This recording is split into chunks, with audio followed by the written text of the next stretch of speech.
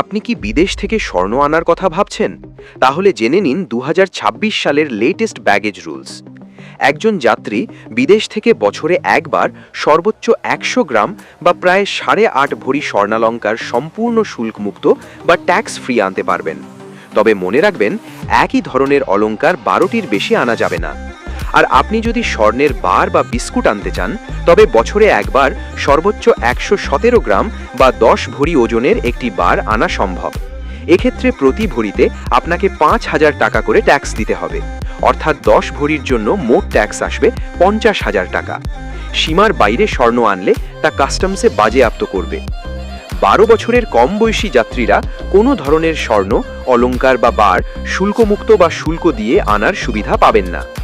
স্বর্ণের বার আনলে অবশ্যই এয়ারপোর্টে কাস্টমস কর্তৃপক্ষের কাছে ডিক্লারেশন বা ফর্ম পূরণ করতে হবে। লুকানোর চেষ্টা করলে তা বাজেয়াপ্ত হওয়ার ঝুঁকি থাকে। তাই নিয়ম মেনে নিরাপদে স্বর্ণ আনুন।